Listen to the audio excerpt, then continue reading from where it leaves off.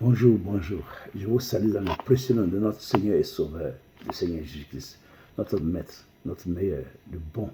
C'est lui qui prend soin de nous, c'est lui qui pense constamment à nous, pour notre bien. Eh bien, je vous donne ce conseil ce matin. Écoutez bien la parole.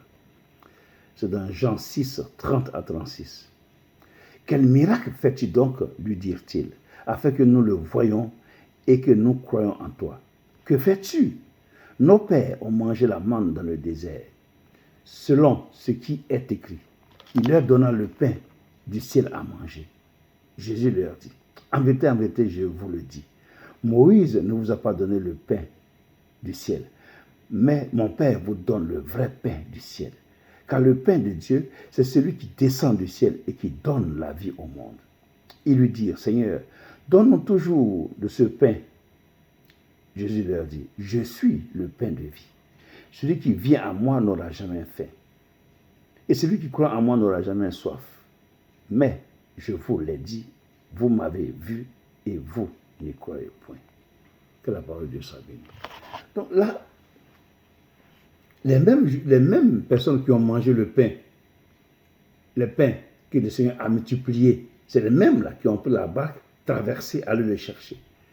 Ils ont oublié, parce que là, ils posent la question au Seigneur Jésus-Christ, quel miracle fais-tu pour que nous croyions en toi? Fais un miracle pour que nous croyions en toi.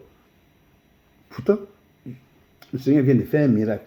Avec les 2 poissons et les 5 pains d'orge, il a fait manger des milliers de personnes.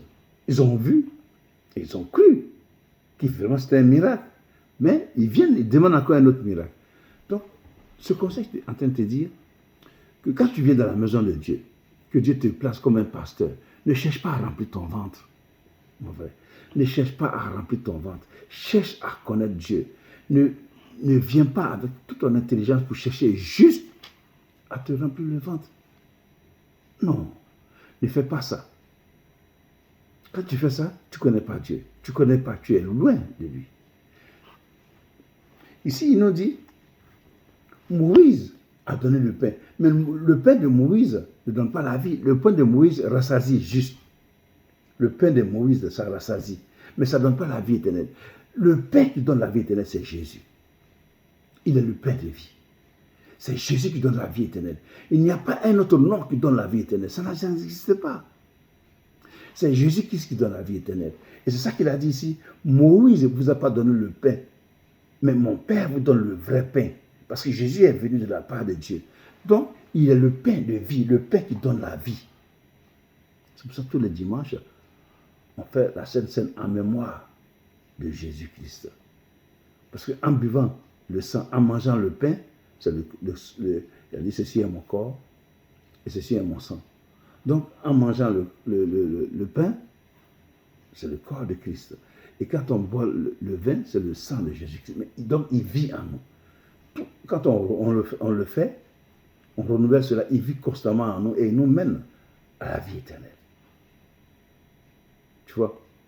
Il nous donne la force pour aller de la vie. Donc, le pain de vie, le pain de Jésus, le Jésus est le vrai pain qui donne la vie, qui donne la force. Dans la Bible, on a vu Élie, quand il y a eu la famine, Élie, Dieu l'a nourri, Dieu a envoyé des corbeaux pour le nourrir. Il a mangé, ces corbeaux, quand il a fini de manger, les corbeaux lui ont donné le gâteau qu'il a mangé. Quand il a fini de manger, il a pris des forces. Et ces forces-là lui ont permis de marcher jusqu'à 40 jours et 40 nuits jusqu'à la montagne de Dieu à Horeb, aller rencontrer Dieu.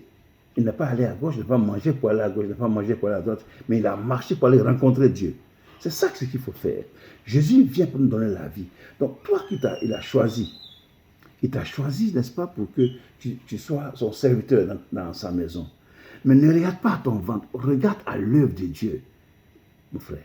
Regarde à l'œuvre de Dieu, mange la parole de Dieu, sois rempli de l'Esprit de Dieu, pour que tu aides ceux qui sont autour de toi pour les sauver. On voit ici dans Jean 14, Jean 4, verset 14, j'ai lu la parole là. Il dit, mais celui qui boira de l'eau que je lui donnerai n'aura jamais soif. Et l'eau que je lui donnerai deviendra en lui une source d'eau qui jaillira jusque dans la vie éternelle. Il parle du Saint-Esprit. Donc quand tu lis la parole de Dieu, quand tu médites la parole de Dieu, que tu la magasines, tu gardes et que tu marches avec elle, le Saint-Esprit, sachant cela, vient en toi pour t'aider à avancer dans cette vie qui n'est pas évidente. Cette vie-là, elle est difficile. C'est comme un champ où chacun vient chercher ce qu'il veut. Tu vois. Beaucoup ne font pas la volonté de Dieu. Mais ceux-là qui font la volonté de Dieu, ils voient qu'effectivement Jésus est vivant et que Dieu règne et que Dieu réellement est vivant. Ils voient. Donc, mon frère, ce matin, je viens t'exhorter à réellement faire l'œuvre de Dieu. Là où Jésus t'a mis, c'est pour que tu donnes gloire à son nom. Non pas que tu viennes chercher à remplir ton ventre. Non, ne cherche pas à remplir ton ventre parce que ton ventre, là, tu vas la remplir après. Après, quand tu as mouru, c'est quoi? Tu n'as pas fait l'œuvre de Dieu, tu as fait pour toi. Tu n'as pas fait l'œuvre de Dieu, mais tu as fait ton œuvre à toi. C'est pour ça qu'il faut bien y réfléchir. Il faut bien réfléchir quand tu es dans la maison de Dieu et que tu fais l'œuvre de Dieu. Il faut bien réfléchir. Réfléchis très bien à ta condition. Réfléchis très bien. Parce qu'il faut faire l'œuvre de Dieu. Parce qu'un jour, il va te demander les comptes, justement. Donc, ne cherche pas à remplir ton ventre. Ne cherche pas à remplir ton ventre. Cherche à faire l'œuvre de Dieu. Parce que Dieu lui-même se charge de toi. Parce qu'il sait de quoi tu as besoin. Il sait que tu as besoin de te vêtir. Il sait que tu as besoin de ça. Lui-même se charge de toi. Toi, fais seulement ce qu'il t'a demandé de faire. Et sois honnête dans ce que tu fais. Sois sincère dans ce que tu fais. Pour que tu vois la gloire de Dieu. Que Dieu te bénisse. Et que Dieu fasse que tu reviennes à ton premier amour au nom de Jésus-Christ. Maintenant, toi, mon frère et ma soeur, qui a écouté ce message ce matin, je t'exhorte ce matin à t'engager à donner ta vie à Jésus-Christ. Engage-toi à donner ta vie à Jésus-Christ. Lui seul est capable de te protéger jusque dans la vie éternelle. Il est capable de te protéger jusqu'à la fin de tes jours. Il est capable de te protéger jusqu'à la fin de tes jours. Les jours que lui, il veut pour toi, non pas ce que l'ennemi veut pour toi, mais ce que lui, il veut pour toi. Et ce qu'il veut pour toi est toujours meilleur.